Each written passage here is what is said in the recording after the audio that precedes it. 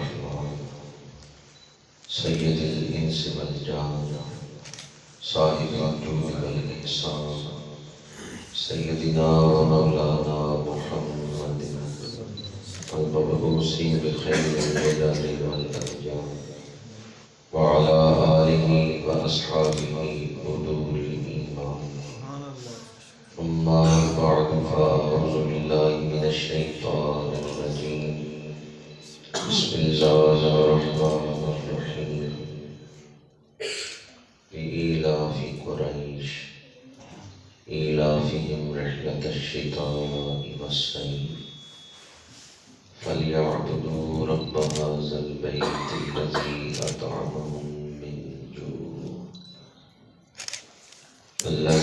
أطعمهم من جوع وآمنهم من خوف. صدق الله مولانا العظيم. قال رسول الله صلى الله عليه وآله وسلم والذي نفسي بيده لتأمرن بالمعروف وتنهون عن المنكر أو ليوشكن الله أن يبعث عليكم عذابا من عنده ثم لتدعنه ولا يستجاب لكم أو كما قال عليه الصلاة والسلام إن الله وملائكته يصلون على النبي يا أيها الذين آمنوا صلوا عليه وسلموا تسليما. الصلاة والسلام عليك يا رسول الله وعلى آلك وصحبه. الصلاة والسلام عليك يا رسول الله وعلى آلك وصحبه. زینت مسند صدارت پاسبان اعظم شریعت سرمایہ سنت استاذ العلماء آبرو المدام شریعت اللہ علیہ سجادہ والدین صاحب دام برکاتہ عاشق خیر الورا قرۃ العیش والخال حضرت مولانا قاری محمد جہازی سلطانی صاحب زین شرفہ انتہائی واجب التکریم علماء کرام مہمانان ذی وقار برادران اسلام حاضرین و سامعین، اللہ پاک نے ہمیں بے شمار نعمتیں عطا فرمائی ہیں. درس قرآن و حدیث کی یہ محفل ان نعمتوں میں سے ایک نعمت ہے. درس قرآن کی یہ محفل اللہ کی نعمتوں میں سے ایک نعمت ہے. مسجد کا پاکیزہ ماحول ہے، قرآن پاک کی تلاوت ہوئی ہے، پھر حضور ختمی مرتبہ صلی اللہ علیہ وآلہ وسلم کی نعتیں پڑھی گئی ہیں، گناہ بخشوائے جا رہے ہیں، عشق رسول کے جام پلائے جا رہے ہیں، سینے روشن ہو رہے ہیں، دین سیکھا سکھایا جا رہا ہے. تو اس محفل میں بیٹھنا بھی ایک نعمت ہے. کچھ نعمتیں ایسی ہیں جن کا فائدہ صرف اس دنیا میں ہے، کھانا پینا لباس مکان، یہ سب نعمتیں ہیں، لیکن ان کا فائدہ صرف اس دنیا میں ہے. درس قرآن کی محفل ایک ایسی نعمت ہے جس کا فائدہ دنیا میں بھی ہے، قبر و حشر میں بھی. کچھ وقت اپنی آخرت کو بھی دینا چاہیے، کچھ وقت موت کے بعد والی زندگی کو بھی دینا چاہیے، اس میں کامیابی کے لیے بھی کچھ وقت نکالنا چاہیے. جن دوستوں نے درس قرآن کی اس محفل کا انتظام کیا ہے، دعا گو ہوں خالق کائنات انہیں اجر عظیم عطا فرمائے. گزشتہ عشرے میں پاکستان میں ایسے واقعات پیش آئے ہیں جنہوں نے پوری قوم کو ہلا کے رکھ دیا ہے. خیبر پختونخوا ضلع کوہاٹ میں تاندہ ڈیم کے مقام پر کشتی الٹ گئی اور 52 بچے اچانک ڈوب گئے. وہ بچے جو پکنک منانے گئے تھے ان کی لاشیں گھر آئیں. 52 بچے اچانک تانگا ڈیم میں ڈوب کے مر گئے۔ دوسری طرف لسبیلا میں بس الٹ گئی کھائی میں اور 42 افراد چل گئے۔ بس کو آگ لگ گئی، لاشیں مسخ ہو گئی، لاشیں جل گئی۔ وارث اپنی لاشوں کو پہچان نہیں سکے، ڈی این اے ٹیسٹ کے ذریعے لاشیں دی گئی۔ اور تیسرا واقعہ جو پشاور میں ہوا ہے، پولیس لائن میں خودکش دھماکہ ہوا اور 100 سے زیادہ کڑیل جوان اچانک خون میں لتپت ہو گئے، جسم ٹکڑوں میں بٹ گئے۔ یہ جو 3 واقعات پچھلے ہفتے میں ہوئے ہیں، ان میں 200 سے زیادہ افراد اچانک خون میں لتپت ہو گئے اور حادثاتی موت کا شکار ہوئے۔ ایک طرف حادثات پیش آ رہے ہیں اور دوسری طرف پاکستان کی معاشی صورتحال پریشان کن ہے۔ معیشت تباہی کی طرف جا رہی ہے، مہنگائی ہوش ربا نہیں، قیامت خیز ہے۔ عام آدمی پریشان ہے اپنی معاشی صورتحال کی وجہ سے۔ تیسری طرف وہ لوگ جن کی ڈیوٹی ہے حالات کو ٹھیک کرنا، جو ایسے عہدوں پر بیٹھے ہوئے ہیں کہ جن عہدوں کا تقاضا ہے امن قائم کرنا، معاشی صورتحال کو بہتر کرنا، جو لوگ ان سیٹوں پر بیٹھے ہوئے ہیں وہ آپس میں دست گریباں ہیں، آپس میں لڑ رہے ہیں، اور کئی صوبوں میں حکومتیں ٹوٹ چکی ہیں، نگران حکومتیں ہیں، سیاسی بحران ہے اس وقت ملک میں، معاشی بحران ہے، حادثاتی موتیں ہو رہی ہیں، اور پھر اس کے ساتھ ساتھ ایک اخلاقی بحران ہے۔ اب تو اپنے آپ کو قوم کہتے ہوئے سوچنا پڑتا ہے کہ ہم پاکستانی ایک قوم ہیں یا مفادات میں بٹے ہوئے ٹولے ہیں جو اپنے اپنے مفادات کے لیے زندگی گزار رہے ہیں۔ ان حالات میں میں اور آپ تو کچھ نہیں کر سکتے، دعا تو کر سکتے ہیں۔ ہم کسی ایسی سیٹ پر تو نہیں کہ ہمارے پاس کوئی اختیار ہوں اور ہم کوئی کردار ادا کر سکتے ہوں، وہ تو عوام نہیں کر سکتے، لیکن ہم دعا تو کر سکتے ہیں۔ کیا ہم دعا نہیں کرتے؟ کرتے ہیں۔ مسجدوں میں دعائیں ہو رہی ہیں اور ہر حساس پاکستانی، ہر مسلمان جو یہ حالات دیکھ رہے ہیں، چاہے مسجد میں نہیں بھی آیا، دکان پہ بیٹھا ہے، وہاں بھی اس کے دل سے دعا نکل رہی ہے، یا اللہ حالات ٹھیک کر دے۔ گھروں میں دعائیں ہو رہی ہیں، دعائیں قبول کیوں نہیں ہوتی؟ اس پر میں نے آج چند گھڑیاں درس قرآن سے ہیں، دعا قبول کیوں نہیں ہوتی؟ حالات بھی پریشان ہو رہے ہیں، ہم دعائیں بھی کر رہے ہیں، دعائیں قبول بھی نہیں ہو رہی۔ خطبہ کے دوران میں نے ایک سورہ مبارکہ اور ایک حدیث جامع ترمذی سے تلاوت کی ہے۔ میرے آقا کریم نے قسم اٹھا کے وجہ بیان کی ہے کہ کس وجہ سے دعائیں قبول نہیں ہوتی، تو ہمیں اس پر غور کرنا چاہیے کہ کہیں ہم اس کا مصداق تو نہیں ہے کہ دعائیں بھی کر رہے ہیں اور دعائیں قبول بھی نہیں ہو رہی اور حالات دن بدن بگڑتے جا رہے ہیں۔ میری حیثیت ایک ڈاکیے کی ہے جو چٹھی پڑھ کے آپ کو سنا رہے ہیں، علماء بیٹھے ان سے پوچھ لیں، جامع ترمذی میں حدیث پاک ہے۔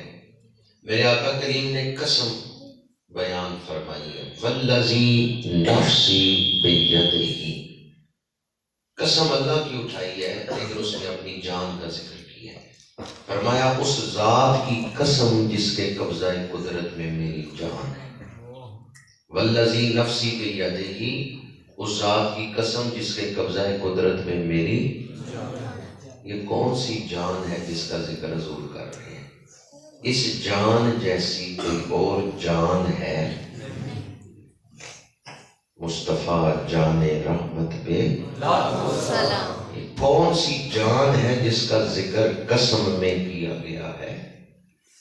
اس صورت میں جان آکھاں جان آکھاں کے جانے جہان آکھاں. وہ جو جانے جہان ہے، وجہ تخلیق کائنات ہے، وہ جو بے مثل جان ہے، اس کا ذکر حضور نے قسم میں کیا ہے. ویسے حضور قسم نہ بھی اٹھائیں، آپ کا ہر حرف سچا ہے، آپ کا ہر لفظ روشن ہے. حضور قسم نہ اٹھائیں، آپ کی ہر بات سچی ہے. تو پھر وہ جو سچے رسول ہیں، انہوں نے قسم کیوں اٹھائی ہے؟ تاکہ سننے والا زیادہ توجہ سے اس بات کو سنے، اور اس بات کو زیادہ تاکید سے سنے، زیادہ دھیان دے اس بات پر کہ کوئی بڑی خاص بات ہے جو اللہ کے رسول نے قسم اٹھا کے بیان کر. حضور قسم اٹھا کے بات کریں تو امتی کو پھر توجہ دینی چاہیے یا نہیں دینی چاہیے؟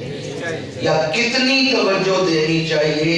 یہ خود آپ اپنے ایمان سے پوچھ کے فیصلہ کر لیں کہ حضور نے اللہ کی قسم اٹھائی ہے اور اس میں اپنی جان کا ذکر کیا ہے.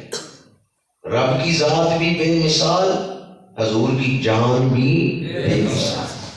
والذی نفسی بیدہ، فرمایا اور ذات کی قسم جس کے قبضہ قدرت میں میری جان ہے، لَتَأْمُرُنَّ بِالْمَعْرُوفِ وَتَنْهُنَّ عَنِ الْمُنْکَرِ، تم ضرور بھی ضرور نیکی کا حکم دو گے اور برائی سے روکو گے. جب تک تم نیکی کا حکم دیتے رہو گے، جب تک تم برائی سے روکتے رہو گے، اللہ کی مدد تمہارے سامنے حاضر. لیکن جب تم امر بالمعروف چھوڑ دو گے، گناہ ہوں گے، تم برائی سے روکو گے نہیں، یبعث علیکم عذابا من عنده، تو اللہ اپنی بارگاہ سے تم پر عذاب نازل کرے گا. ثم لتدعونہ ولا یستجاب لکم، پھر تم دعا مانگو گے لیکن تمہاری دعا قبول نہیں ہوگی. اس حدیث میں ایک وجہ حضور نے بیان کی دعا قبول نہ ہونے کی کہ جب میری امت گناہ کرے، کچھ لوگ برائیاں کر رہے ہوں اور دوسرے انہیں روکے نہ، نیکی کی دعوت نہ دیں، اس برائی کو قبول کر لیں معاشرتی سطح پر، تو پھر ان کی دعائیں قبول نہیں ہوں. آج مسجدیں کتنی ہیں اور نمازی کتنے ہیں. مسلمانوں کی ایک بڑی اکثریت نماز کو چھوڑ بیٹھے. نماز تمام فرائض میں سب سے بڑا اہم فرض ہے. ایسے حج بھی فرض ہے، زکوٰۃ بھی فرض ہے، روزے بھی فرض ہے، لیکن حج زندگی میں ایک دفعہ ہے. زکوٰۃ صاحب نصاب پر ہے اور وہ بھی سال کے بعد ہے. روزے وہ بھی سال کے بعد، ایک مہینہ رمضان شریف. لیکن نماز روز فرض ہے. مریض پر بھی ہے، صحت مند پر، اور دن میں 5 دفعہ فرض ہے. لیکن ہم نماز کے ساتھ کیا سلوک کر رہے ہیں؟ چلو لوگ نماز کی بے قدری کر رہے ہیں، تو کیا ہم انہیں مسجد میں لاتے ہیں، نیکی کی دعوت دیتے ہیں، یا روکتے ہیں کہ نمازیں ضائع نہ کرو؟ ہم نے اس صورتحال کو قبول کر لیا ہے. ٹھیک ہے، جو آ جائے پڑھ لے، ٹھیک ہے، نہ پڑھے ٹھیک ہے. گھر میں ایک بندہ نمازی ہے، 5 بے نمازی. دعائیں قبول نہ ہونے کی ایک وجہ کہ جب میری امت نیکی کی دعوت چھوڑ دے گی، برائی سے روکنا چھوڑ دے گی. کالجوں میں، یونیورسٹیوں میں مرد اور عورت اکٹھے، جوان بچے اور بچیاں بیٹھ کے گپ شپ لگا رہے ہیں. کیا دین اجازت دیتا ہے؟ 2-3 نمازی آئے ہیں، اجازت ہے.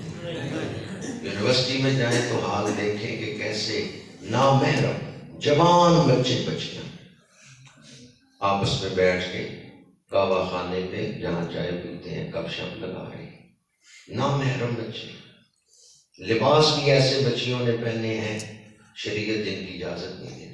کیا ہم اس کو روکنا چاہتے ہیں؟ نہیں، ہمارے دل میں تو خیال ہی نہیں کبھی آیا کہ یہ کام غلط ہے. ہم نے اس کو قبول کر لیا. ہمارے سامنے دین کی ناقدری ہو رہی ہے، شرعی احکام توڑے جا رہے ہیں، ہم کہتے ہیں خیر۔ شادیوں پہ کیا ہو رہا ہے، میرج ہالوں میں کیا ہو رہا ہے؟ چھوٹے شہروں میں تو کہیں ایسا ہے کہ پارٹیشن لگا دیتے ہیں، مرد الگ بیٹھتے ہیں، عورتیں الگ۔ بڑے شہروں میں تو ایسے میرج ہال ہیں، مرد عورت اکٹھے بیٹھے ہوئے ہیں۔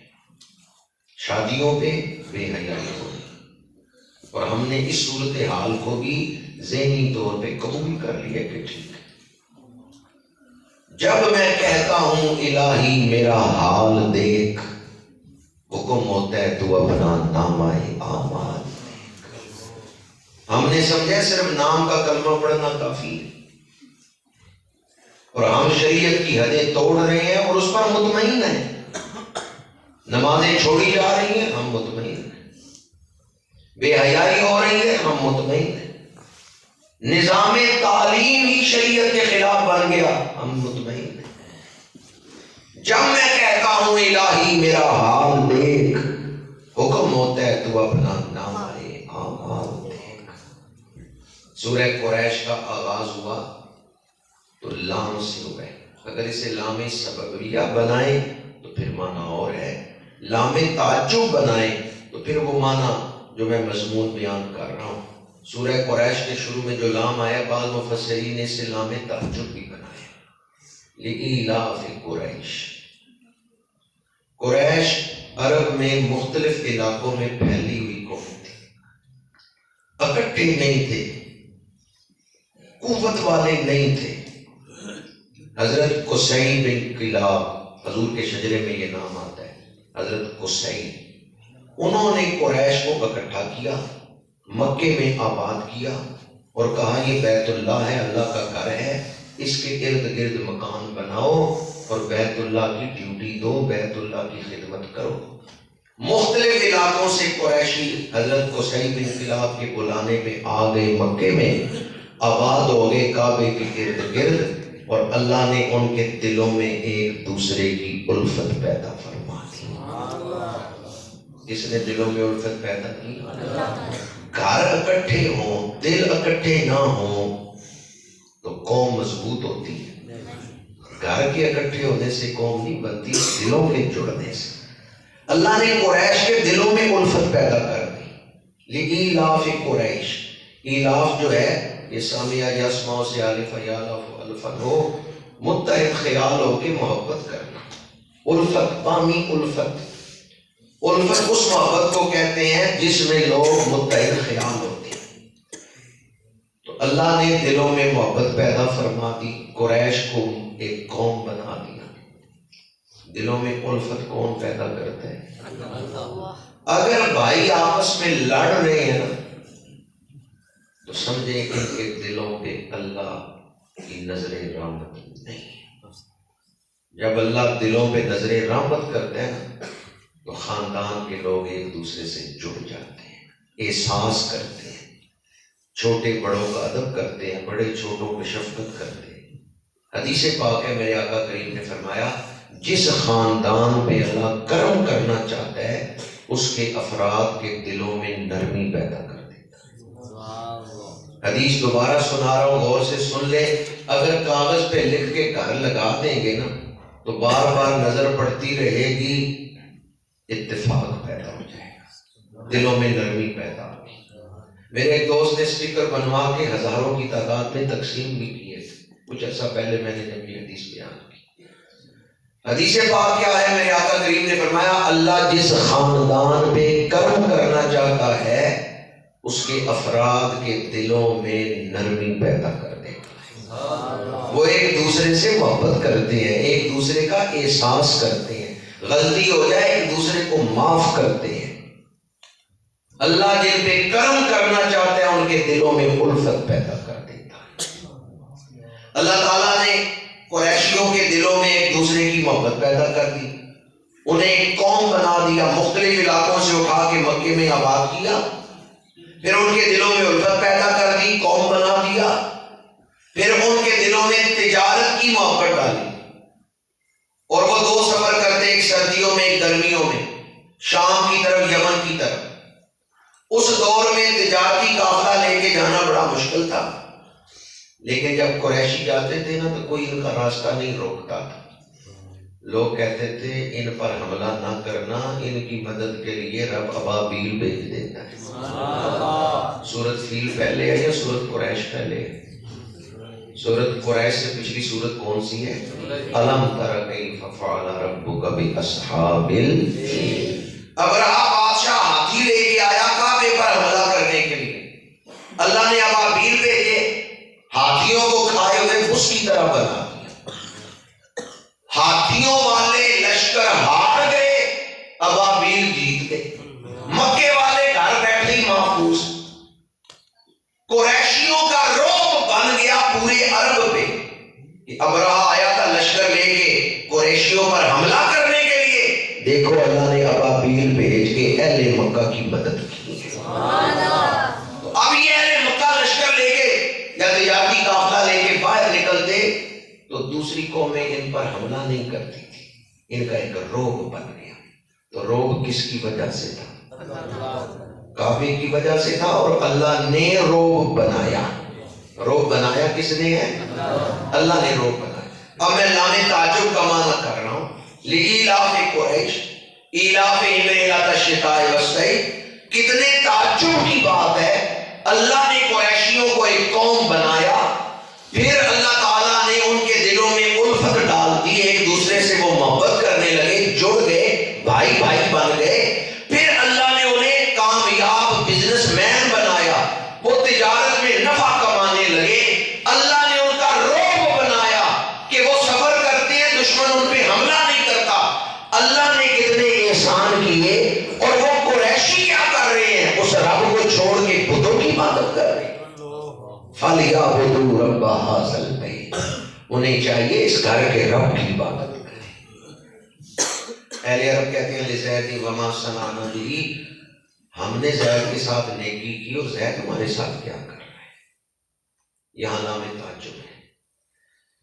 اب میں جہاں سے گفتگو شروع کی تھی، پاکستان کے تناظر میں یہ بات آپ کی خدمت میں عرض کر رہا ہوں۔ جب میں کہتا ہوں الہی میرا حال دیکھ، حکم ہوتا ہے تو اپنا نامہ اعمال دیکھ۔ ہم ایک قوم نہیں تھے، پنجابی، سندھی، پٹھان، بلوچی، بنگالی، کتنی قومیں تھیں۔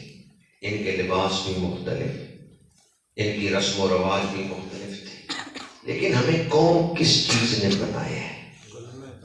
لا الہ الا اللہ محمد رسول اللہ۔ قائد اعظم نے کہا پاکستان دو قومی نظریے کی بنیاد پر بنے گا، ہندو الگ قوم، مسلمان الگ قوم۔ تو کسی نے کہا ہے کہ جی یہ ایک قوم نہیں ہے، پنجابی ہیں، سندھی ہیں، بلوچی ہیں، کسی نے کہا ہے؟ حالانکہ تھے تو وہ مختلف قوموں کے لوگ، سندھی بھی تھے، پنجابی بھی تھے، بلوچی بھی تھے، پٹھان بھی تھے، بنگالی بھی تھے، لیکن سارے ایک قوم کیسے بن گئے؟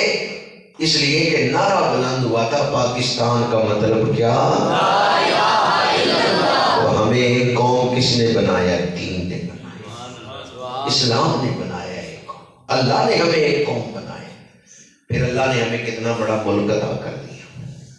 موجودہ پاکستان کی بات نہیں کر رہا، بنگلہ دیش اور موجودہ پاکستان یہ دونوں ایک ہی ملک تھے۔ کتنا بڑا ملک اللہ نے ہمیں عطا کیا۔ پھر 65 میں اللہ نے ہمیں دشمن پر فتح عطا کر کے رعب عطا کیا۔ رعب بھی عطا کیا یا نہیں؟ عالم اسلام میں کوئی اور اسلامی ملک ہے جو ایٹمی طاقت ہو؟ تو اللہ نے رعب بھی تو پاکستان کو دیا۔ جب ملک بنا، فائلیں لف کرنے کے لیے پنیں نہیں تھی، کانٹوں سے فائلیں جوڑی جاتی تھی۔ جو اتنا غریب ملک تھا، اس ملک نے ایٹم بم بنا لیا۔ اللہ نے ایک قوم بنایا، پھر ملک عطا کیا، پھر 65 میں فتح عطا کر کے رعب عطا کیا، پھر ایٹمی طاقت بنا کے اللہ نے ہمیں عالم اسلام میں ایک باوقار مقام عطا کیا، اور دنیا میں ہمیں ایک ایٹمی طاقت کے طور پہ رعب عطا کیا۔ اور ہم کیا کر رہے تھے؟ قانون بناؤ جی، مرد کی مرد سے شادی جائز ہے، عورت کی عورت سے شادی جائز ہے، یہ ہم کر رہے تھے۔ پھر دعائیں کیسے قبول؟ اللہ نے ہمارے ساتھ کیا کیا، اور ہم اللہ کے دین کے ساتھ کیا حشر کر رہے تھے، کون سے قانون ہم پاس کر رہے تھے۔ سے قانون بن رہے تھے. میں زیادہ تشریح نہیں کر سکتا، کئی دروس قرآن میں کر چکا. جب میں کہتا ہوں الہی میرا حال دیکھ، حکم ہوتا ہے تو اپنا نام آئے. اللہ نے ہمارے ساتھ کیا کیا اور ہم اللہ کے دین کے ساتھ کیا کریں. قرآن دو ٹوک انداز میں کہتا ہے ان تنصروا اللہ ینصرکم، اگر تم اللہ کے دین کی مدد کرو گے اللہ تمہاری مدد کرے گا. وانتم الاعلون ان کنتم مؤمنین، تم ہی غالب رہو گے اگر تم سچے مومن. کی محمد سے وفا تو نے تو ہم دے، یہ جہاں چیز ہے کیا حضور کے صدقے سے ہمیں کیا کچھ ملا، لیکن ہم کیا کر رہے تھے. اب بھی وقت ہے، آئیں اللہ کی بارگاہ میں سچی توبہ کر لیں. اللہ ڈوبتی کشتیوں کو کنارے لگا دیتا ہے. دعائیں قبول کیوں نہیں ہوتی؟ اس پر میں نے ایک حدیث آپ کو سنائی کہ جب لوگ نیکی کی دعوت چھوڑ دیں، برائی سے روکنا چھوڑ دیں، پھر ان کی دعائیں قبول نہیں ہوتی. اب میں آپ کو ایک ایسی حدیث سنا رہا ہوں، بخاری شریف کی حدیث ہے. ادھر دعا کرنے والے دعا کر رہے ہیں، ادھر اللہ ان کی دعا کو قبول فرما رہا ہے. اسی وقت دعا قبول ہو رہی ہے. 3 مسافر سفر کر رہے ہیں، آندھی آ گئی، طوفان آ گیا. تینوں نے ایک غار میں پناہ لی. بڑا پتھر چٹان لڑکتے ہوئے آیا، چٹان اس غار کے دھانے پر آ کے یوں گری کہ وہ چٹان دھنس گئی اس دھانے میں، یوں فٹ ہو گئی، جڑ گئی غار کے دروازے کے ساتھ. ان تینوں مسافروں نے مل کے زور لگایا، پتھر کو ہلا نہیں سکے. پریشان ہو گئے، سانس لینا مشکل ہو جائے گا جب تازہ ہوا نہیں آئے گی. پتھر نہیں ہٹا سکے، اسباب ختم ہو گئے، لیکن کیا وہ مایوس ہو کے موت کے انتظار میں بیٹھ گئے؟ نہیں، وہ مایوس نہیں ہوئے. انہوں نے کہا ہم نہیں ہٹا سکتے، رب تو ہٹا سکتا ہے. انہوں نے اس مشکل وقت میں اپنے رب کو پکارا. آپ نہ پریشان ہو کہ حالات بڑے خراب ہیں، آپ پکاریں رب کو، وہ پہنچتا ہے مدد کو. پر کوئی پکارنے والا تو. سب سے بڑا عذاب یہ ہے کہ دل سخت ہو جائے، بندہ دعا نہ کرے. یہ سب سے بڑا عذاب ہے. ویسے قوموں پہ بڑے عذاب آئے ہیں، ان میں سب سے بڑا عذاب یہ ہے کہ کسی کو دعا کی توفیق نہ دی جائے، دل سخت ہو جائے، ادھر دھیان ہی نہ آئے کہ میں کیوں نہیں اپنے رب سے مانگتا. وہ تینوں مایوس نہیں ہوئے، انہوں نے اپنے رب کو دعا کے لیے، مدد کے لیے پکارا ہے، دعا کے لیے ہاتھ پھیلائے. لیکن دعا میں انہوں نے اپنی ایک ایک نیکی کو وسیلہ بنایا. پہلے نے عرض کیا پروردگار تو جانتا ہے میں ماں باپ کی خدمت کرتا ہوں، ماں باپ سے بڑی محبت کرتا ہوں. بکریاں چرا کے شام کو گھر آیا، بکریوں کا دودھ دھویا، ماں کی خدمت میں لے کے گیا. ماں سو گئی تھی، میری بچی میرا دامن کھینچتی رہی، اسے بھی بھوک لگی تھی، وہ دودھ مانگ رہی تھی. میں نے اپنی بچی کو دودھ نہیں دیا. میں نے کہا پہلے ماں کی خدمت کروں گا، پھر بچا ہوا دودھ اولاد کو دوں گا. یا اللہ اگر ماں کی خدمت کرنا تیری بارگاہ میں قبول ہے، پتھر کو دروازے سے ہٹا دے. حدیث پاک میں ہے پتھر تھوڑا سا سرک گیا ہے. کون سا عمل پیش کیا ہے؟ ماں باپ پھر کتنی بڑی نعمت ہے. ماں باپ کی خدمت کا حوالہ دے کے دعا کریں، رب دعا قبول کر لیتا ہے. نوجوانوں سے عرض کر رہا ہوں ماں باپ کی قدر کریں، ماں باپ کی خدمت کر کے رب سے دعا مانگے، رب دعا قبول کر لیتے ہیں. خدمت کا حوالہ دے کے دعا کریں، رب دعا قبول کر لیتے ہیں. دوسرے نے عرض کیا پروردگار ایک موقع آیا تھا میں گناہ کر سکتا تھا، تیرے ڈر سے میں نے گناہ نہیں کیا. ایک عورت آئی قرض مانگنے، میں نے کہا 25 دینار دوں گا، لیکن میری ایک شرط ہے کہ تو میرے ساتھ منہ کرتا کر، میں گناہ کرنا چاہتا ہوں. عورت نے کہا ٹھہر جا، میں دروازے بند کر کے کوئی دیکھ نہ لے. تھوڑی دیر بعد وہ آئی اور کہنے لگی جو دروازے مخلوق کی طرف کھلتے تھے وہ سارے بند کر آئی ہوں، پر جو دروازہ خالق کی طرف کھلتا ہے میں وہ نہیں بند کر سکتا۔ مجھے شرم آ گئی، عورت رب سے ڈرتی ہے اور میں نہیں ڈرتا۔ مجبور ہے وہ، اور وہ ڈر رہی ہے رب سے۔ میں مجبور بھی نہیں ہوں، خوشحال ہوں، اور میں ڈر نہیں رہا رب سے۔ اسے پیسوں کی ضرورت ہے پر وہ گناہ نہیں کرنا چاہتی، مجبور ہو کے بھی گناہ سے اپنے آپ کو بچانا چاہتی ہے۔ مجھے شرم آ گئی، پروردگار میں نے اس کا سوال بھی پورا کر دیا، 25 دینار بھی دے دیے، گناہ بھی نہیں کیا، حالانکہ اس وقت میں چاہتا تو گناہ کر سکتا تھا۔ میں نے گناہ چھوڑا صرف تیرے ڈر سے۔ اگر میرا یہ عمل قبول ہے تو پتھر کو دروازے سے ہٹا دے۔ پتھر تھوڑا سا اور سرک دیا ہے۔ تیسرے نے عرض کیا پروردگار تو جانتا ہے میں خیانت نہیں کرتا۔ میرے پاس ایک مزدور کی مزدوری تھی، مزدور نہیں آیا مزدوری لینے، میں نے اس کے پیسوں سے ایک بکری خرید لی، وہ ایک طویل عرصے بعد مجھے ملا، تو میں نے کہا یہ بکریوں کا ریوڑ تیرا ہے، تو لے جا۔ اس نے کہا میری تو ایک دن کی مزدوری تیری طرف ہے، تو ریوڑ دے رہے، سینکڑوں بکریاں دے رہے۔ میں نے کہا میں نے تیرے پیسوں سے ایک بکری خریدی تھی، برکت ہو گئی، پڑھتے پڑھتے دیکھ یہ سارا ریوڑ بن گیا ہے۔ پروردگار میں نے دیانتداری سے کام لیا، خیانت نہیں کی۔ اگر میرا یہ عمل تیری بارگاہ میں قبول ہے تو پتھر کو دروازے سے سرکار نے، پتھر سارا ہی ہٹ گیا۔ 3 نیکیاں انہوں نے پیش کی، ماں باپ کی خدمت، خوف خدا، دیانتداری۔ دوبارہ عرض کر رہا ہوں، ماں باپ کی خدمت، خوف خدا، دیانتداری۔ گناہ کر سکتے ہیں چھوڑ دیں، نہیں کرنا اللہ کے لیے، اور دیانتداری، جس کا حق ہے اس کو دینا، کسی کا ناحق پیسہ نہیں اپنے پاس رکھنا، جس کا حق ہے اس کو دے دینا۔ یہ 3 نیکیاں انہوں نے پیش کی، دعا مانگی، ادھر دعا کر رہے ہیں، ادھر اللہ دعا کو قبول فرما رہے ہیں، وہ بڑا کریم ہے۔ میں نے یہ تو آپ کو حدیث سنائی ہے، تاریخ کا ایک واقعہ میرے سامنے آتا ہے۔ محمود غزنوی حضرت ابو الحسن خرقانی کا جبہ ہاتھ میں لے کے دعا کر رہے ہیں، ہاری ہوئی جنگ جیت گیا۔ اپنے مرشد حضرت ابو الحسن خرقانی کا جبہ اس نے ہاتھوں پہ اٹھا کے دعا مانگی۔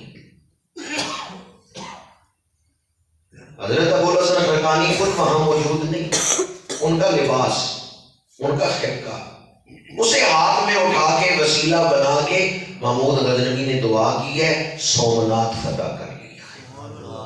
اور ادھر 40 لاکھ حاجی دعا کرتے ہیں، یا اللہ کشمیر آزاد ہو جائے، نہیں ہو رہا، فلسطین ہمیں مل جائے، نہیں ہو، دعا قبول ہو رہی ہے۔ یہ 40 لاکھ دعا کر رہے ہیں، دعا قبول نہیں ہو رہی۔ ادھر ایک ولی کا جبہ دعا کے لیے پیش کیا جاتا ہے، دعا قبول کر لیتا ہے۔ دعا سے پہلے رب کی بارگاہ میں اپنا کردار پیش کریں، کم از کم توبہ کر کے رب کی بارگاہ میں دعا کے لیے ہاتھ اٹھائیں۔ جب بندہ صاحب کردار ہو، پاکیزہ سوچ کا، پاکیزہ کردار کا مالک ہو، اللہ تعالیٰ اس کے لیے قبولیت کے دروازے کھول دیتا ہے۔ آج جس دور میں میں اور آپ زندگی گزار رہے ہیں، آپ سب واقف ہیں، سوشل میڈیا کا دور ہے۔ ترکی میں زلزلہ آیا، شام میں زلزلہ آیا، اور ہزاروں لوگ اچانک موت کا شکار ہو گئے۔ کوئی پتہ نہیں کہ ہمارے پاس کتنے سانس موجود ہیں۔ جو سورہ قریش میں نے تلاوت کی ہے اور جو حدیث میں نے پڑھی ہے، اگر ہم اس پر عمل کر لیں تو بگڑے ہوئے حالات سمجھ سکتے ہیں۔ میری ساری گفتگو کا پیغام، اللہ کا جو مقام ہے نا، اپنے ذہن میں اللہ کو وہ مقام دے دیں، کل سے ہی آپ کی حالات سمجھ جائیں۔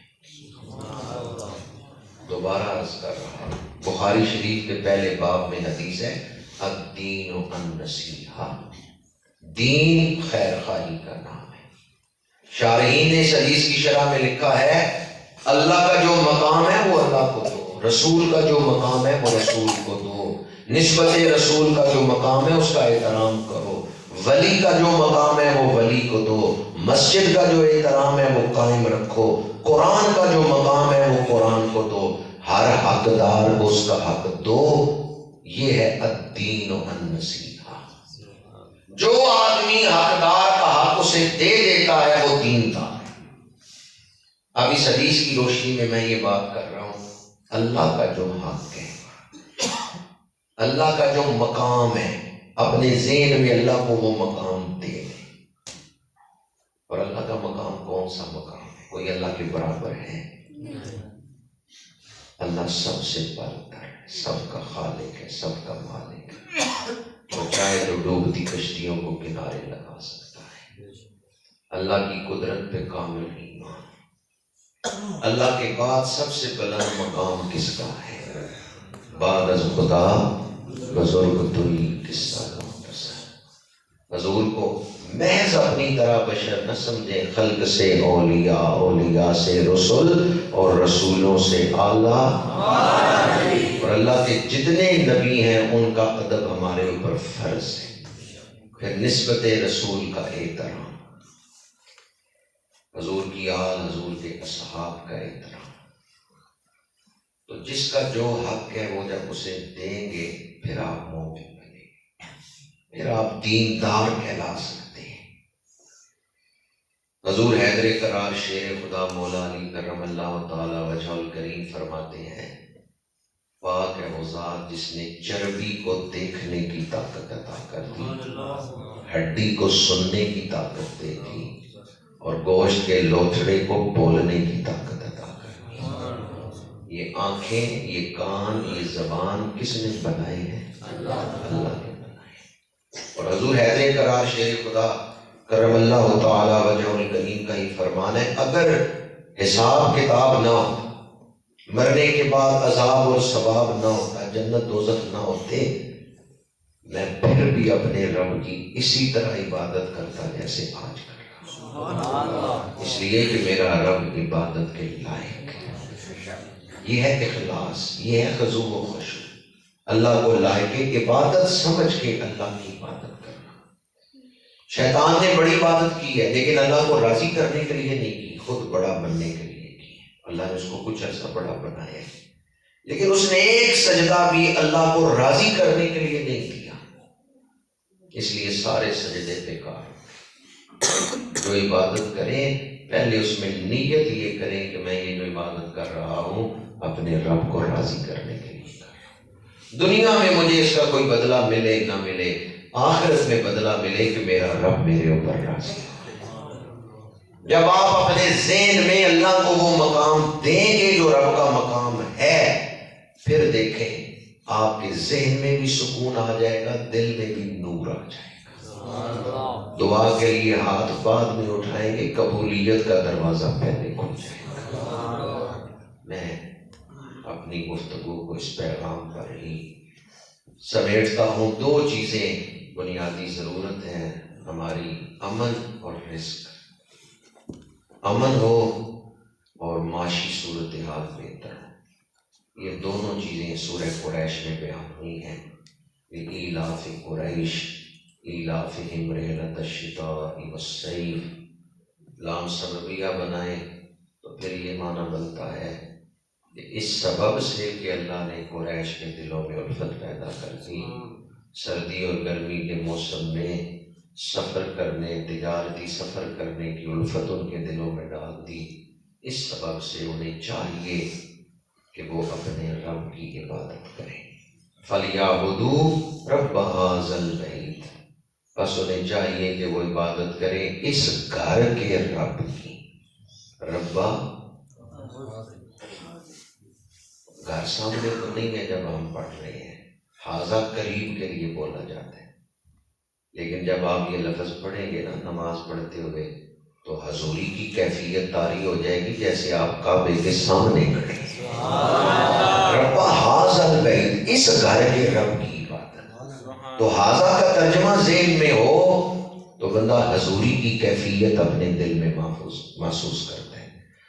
کون سا گھر، کون سا رب؟ الذی اطعمہم من جوع، وہ رب جس نے بھوک میں انہیں کھانا کھلایا ہے.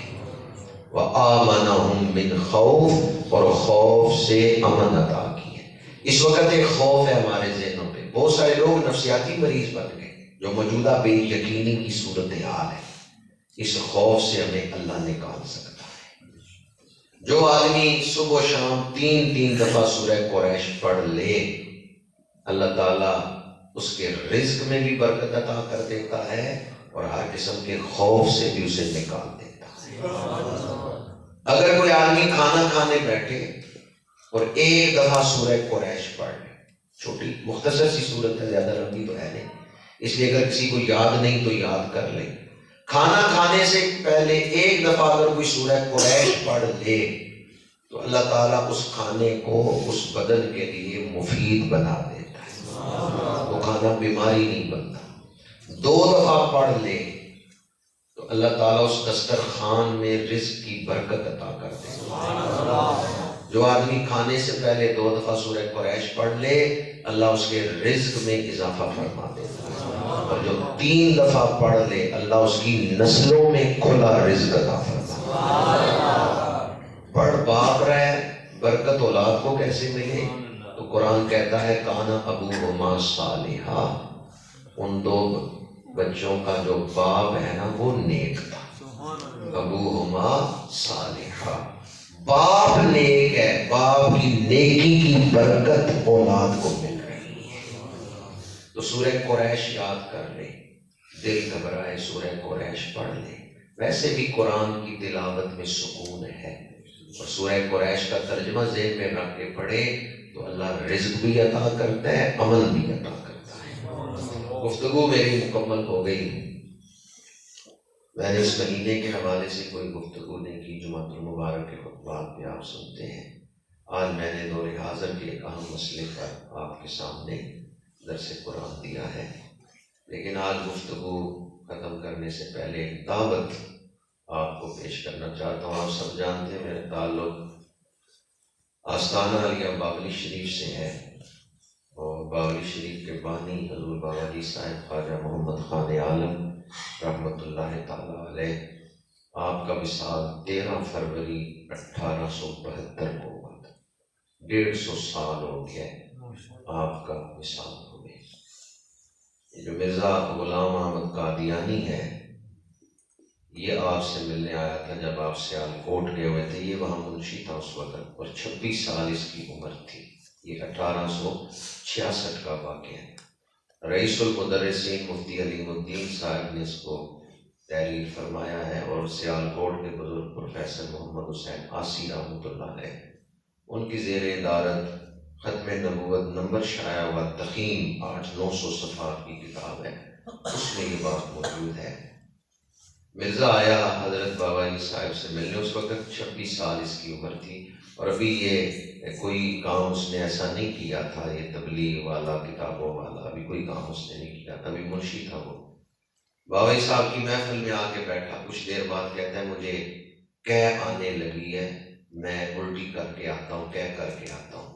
اٹھ کے باہر نکل گیا. چند درویش بیٹھے ہوئے تھے. حضور بابا جی صاحب نے فرمایا کہ جب یہ میرے سامنے آ کے بیٹھا، میں نے اس کے سینے پر نگاہ ڈالی، مجھے اس کے دل میں ایمان نہیں نظر آیا، کفر نظر آیا، اندھیرا نظر آیا. میں نے سوچا نام اس کا مسلمانوں والا ہے اور اس کے دل میں ایمان نہیں. خالی نہ جائے، درویشوں کے پاس آیا ہے کچھ لے کے جائے. تو میں نے اس کو ایمان والی توجہ دی کہ اس کے دل میں ایمان کی حرارت پیدا ہو. میں جو ایمان والی توجہ دیتا تھا، اس کا دل ٹھکراتا تھا.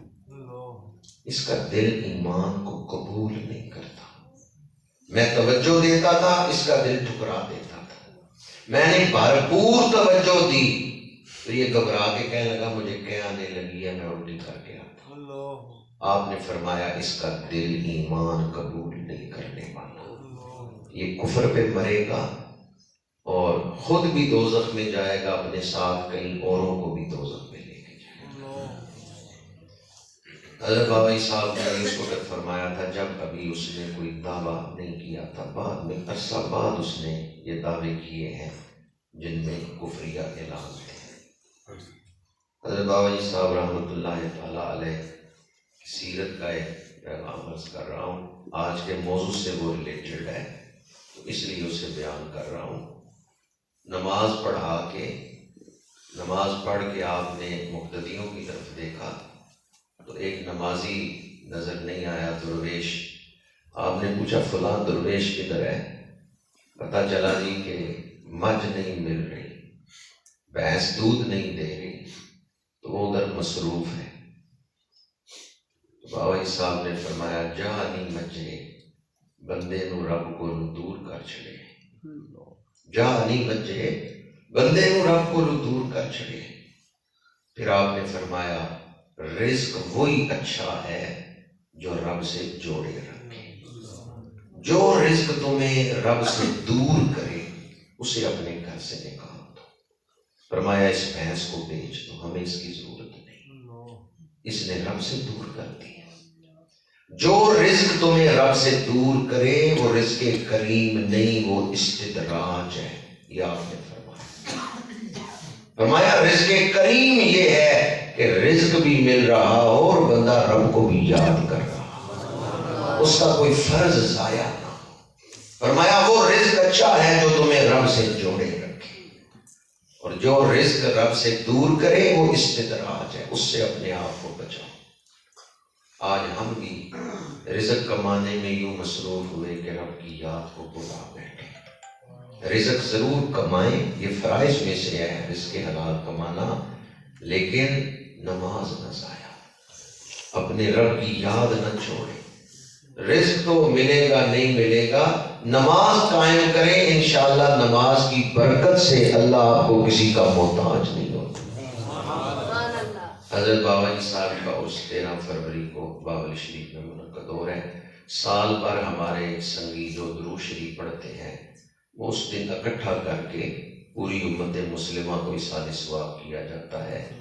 پچھلے سال کوئٹہ سے ایک دوست سب سے زیادہ درود شریف پڑھا کے لائے تھے، 10 کروڑ مرتبہ درود شریف۔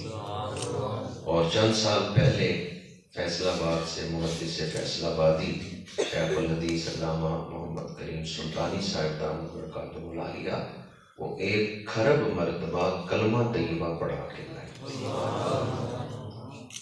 امید ہے اس سال بھی کچھ ایسے دل اکٹھے ہوں گے جو اللہ اللہ کرتے رہتے ہیں، ایسی روحیں اکٹھی ہوں گی جو حضور کے عشق کے نشے میں سرشار ہیں، حضور کے عشق کے نشے میں زندگی گزار رہے ہیں۔ ایسے چند لوگ اکٹھے ہوں گے، ہمیں بھی اس موقع سے فائدہ اٹھاتے ہوئے قرص پاک کی برکات سمیٹنی چاہیے۔ حضرت بابا فرید رحمۃ اللہ علیہ نے کیا خوب لکھا ہے کہ اٹھ فریدہ ستے جاتے میلہ ویکھن جہاں، مت کوئی مل جائی بخشے آتے، مت کوئی مل جائی بخشے آتے تو بھی بخشیا جا۔ ہر سال یہاں سے قافلے کی صورت میں احباب شامل ہوتے ہیں، تو اس دفعہ بھی یہاں سے قافلہ روانہ ہو رہا ہے۔ عزیز القدر فیصل صاحب آپ کو بتا دیں کہ کس ٹائم یہاں سے قافلہ روانہ ہوگا۔ میرا خیال ہے کہ فری ٹرانسپورٹ کا انتظام ہے، تو آپ جی فری ٹرانسپورٹ کا انتظام ہے۔ کتنے بجے قافلہ روانہ ہوگا؟ 8:15 انشاءاللہ، 8:15 بجے 13 فروری کو یہاں کلادار سے قافلہ روانہ ہوگا اور فری ٹرانسپورٹ کا اہتمام ہوگا۔ آپ اس سے پاک اس محفل میں تشریف لائیں۔ سینکڑوں کتابوں کے مصنف پروفیسر غلام مصطفیٰ مجددی صاحب وہ بھی تشریف لائیں گے۔ دنیا کتابت کے عظیم تاجدار پیر سید فداء حسین شاہ صاحب آبادی وہ بھی تشریف لا رہے ہیں۔ لاہور سے زینت القراء قاری محمد رفیق نقشبندی صاحب اور چند علماء بزرگ تشریف لا رہے ہیں۔ اللہ تعالی ہم سب کو اپنے بزرگوں سے جڑے رہنے کی توفیق عطا فرمائے۔ لوئے لوئے پر لے کڑیے جے دودھ پانڈا پرنا شام بھئی من شام محمد کر جاندی نے ڈرنا وآخر دعوانا ان الحمدللہ رب العالمین.